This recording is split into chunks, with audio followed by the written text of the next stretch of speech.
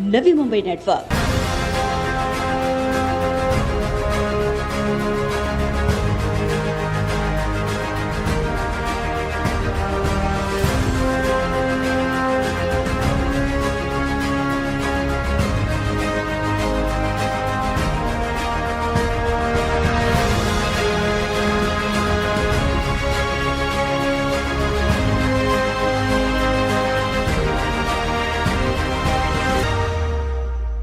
सुबह मेहनत से 2 रोटी की कमाई कर शाम को अपने परिवार का पेट भरने वाली नवी मुंबई की तमाम महिला नाका कामगारों के न्याय, हक, हित और आरोग्य की दिशा में पिछले 10 वर्षों से कार्यरत प्रभात ट्रस्ट द्वारा इस बार नवरात्र उत्सव के पहले दिन इन्हीं असंगठित महिला नाका कामगारों के लिए सौर ऊर्जा से संचालित रजिस्ट्रेशन सहायता कक्ष का शुभारंभ ज्येष्ठ सामाजिक कार्यकर्ता मेधा पाटकर के हाथों संपन्न हुआ।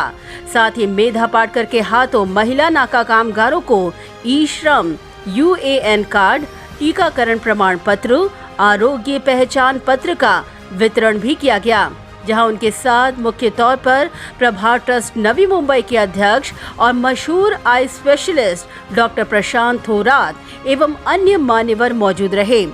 डॉक्टर प्रशांत थोरात के नेतृत्व में प्रभात ट्रस्ट द्वारा नवरात्रि के पहले दिन आयोजित इस अनोखे उपक्रम का उद्देश्य सिर्फ यही है कि केंद्र और राज्य सरकार की विभिन्न योजनाओं और नीतियों का फायदा असंगठित कामगारों तक पहुंचाना, व इन योजनाओं से वंचित महिलाओं को इन तमाम योजनाओं की जन जागृति कर उन्हें इन योजनाओं से जोड़ना और इसी मकसद को सार्थक करते हुए इस मोबाइल रजिस्ट्रेशन सहायता कक्ष का शुभारंभ किया गया। बेहद आर्थिक दृष्टि से कमजोर इन महिला नाका कामगारों के आरोग्य को सुरक्षित रखने के मकसद से नेत्र जांच का भी आयोजन किया गया। इस दौरान ज्येष्ठ सामाजिक कार्यकर्ता मेधा पाटकर ने इस मोबाइल रजिस्ट्रेशन सहायता कक्ष को मददगार करार देते हुए डॉक्टर प्रशांत थोरात के सामाजिक कार्यों की सराहना की। नाका कामगार मेहनत का श्रमिकों में से वो समुदाय है जो कभी भी स्थिर नहीं होता और जिसको कभी स्थान और सम्मान नहीं मिलता, और उनका कभी रजिस्ट्रेशन नहीं, इसलिए सरकार के पास रिकॉर्ड नहीं, और रिकॉर्ड नहीं इसलिए रिकॉर्ड ब्रेक मेहनत करने वालों को थोड़ा सा भी लाभ नहीं। जो बिल्डिंग्स बनाते हैं, जो शहर साफ करते हैं, जो हर प्रकार का उत्पादन करते हैं, जो हर प्रकार की कला कुशलता का इस्तेमाल करके सभी भोग उपभोग शहरवासियों को देते हैं, वो कहीं कहीं से आकर अपने बाल बच्चों को छोड़कर यहाँ रहते हैं। ऐसे श्रमिकों को असंगठित कहना भी उनका अपमान होता है, वो असुरक्षित रखे गए होते हैं। और उनके लिए एक तो स्वास्थ्य की पूरी सुविधा उपलब्ध करना, वो भी मोबाइल वैन के द्वारा, वो भी सोलार के ऊपर वैन चलाकर, और दूसरा कि उनको आज जो पोर्टल बना है 2008 के कानून पर 2021 में अब रजिस्ट्रेशन शुरू हुआ है, तो उन सब का करोड़ों का रजिस्ट्रेशन करना, इसमें अपना योगदान देने वाले प्रभात चैरिटेबल ट्रस्ट के डॉक्टर थोरात और उनके सभी सहकारी और उनके सभी प्रकार के डॉक्टर, साहित्यिक, सब जन सहयोगी, इनको सबको मिलकर हमें लगा कि ये एक ऐलान है सभी प्रस्थापितों को जो अपनी ज़िंदगी जीते जीते विस्थापित होकर ही जो पूरा देश बनाते हैं, निर्माण करते हैं, उनके लिए अपना योगदान दे दें, जो भी जिस प्रकार से कर सकते हैं।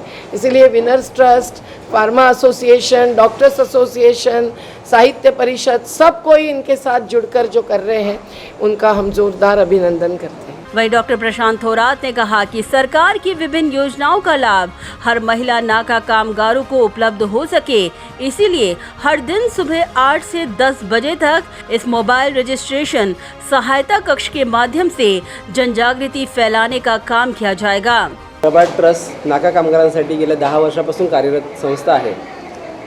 आता डिजिटलायझेशनच्या माध्यमातून ई-श्रम कार्ड, तसेच लसीकरणाचे प्रमाणपत्र आणि हेल्थ ID ह्या डिजिटल सुविधा या समाजातील शेवटचा घटक असणाऱ्या नाका कामगारांपर्यंत पोहोचविण्यासाठी प्रभात ट्रस्टनी याचं नोंदणी सहाय्यता कक्ष सुरू केलेला होता।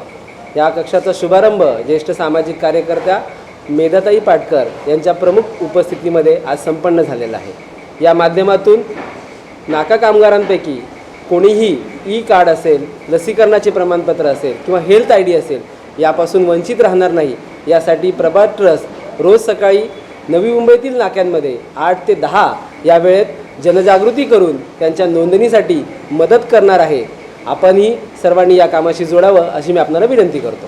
डॉक्टर प्रशांत थोरात ने इस दौरान आरोग्य कार्ड, श्रम कार्ड की उपयोगिताओं का वर्णन करते हुए कहा कि निश्चित इसका लाभ महिला नाका कामगारों को होगा. नाका कामगारांची आत्तापर्यंत नोंदणी होणं शक्य नव्हतं. बांधकाम कामगार म्हणून नोंदणी करण्यासाठी 90 दिवसांचं सर्टिफिकेट अपेक्षित होतं, परंतु हे सेल्फ रजिस्ट्रेशन आहे. हा फक्त डाटाबेस आहे. भारत सरकार श्रमिक लोकांचं या माध्यमातून सर्वेक्षण करेल. त्यांना आधारसारखाच एक नंबर प्राप्त होईल. सरकारच्या योजना ह्या बदलत राहतील. सुरुवातीला जीवन विमासारख्या गोष्टी असतील किंवा इतर लाभ असतील, हे अनुषंगिक पद्धतीने बदलत जातील. ज्या पद्धतीने आधार कार्ड आपल्याकडे होतं आणि आधार कार्ड कधी काही आपल्या लसीकरणाला लागेल ह्याचा आपण विचारही केला नव्हता, तसं जोपर्यंत ह्यांची माहिती मिळत नाही आहे की कोण कोणत्या राज्यातून काम करतं आहे, किती मायग्रंट लेबर आहेत, त्यांच्या समस्या काय आहेत, हे सर्व जाणून घेण्यासाठी त्यांचं सर्वेक्षण होणं आणि ई श्रम कार्डच्या माध्यमातून नोंदणी होणं हे गरजेचं आहे.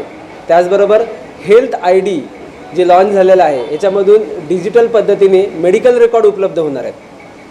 कामगार स्वतःच्या आजाराबद्दल माहिती सांगू शकत नाहीत किंवा हे मायग्रेंट असल्यामुळे इकडनं दुसऱ्या राज्यात गेले, दुसऱ्या जिल्ह्यात गेले तर तिथल्या डॉक्टरांना त्यांच्या आरोग्याची पूर्व जी माहिती असते, इतिहास असतो, तो समजत नाही, त्यांना सांगता येत नाही. त्यामुळे उपचार योग्य पद्धतीने होऊ शकत नाहीत.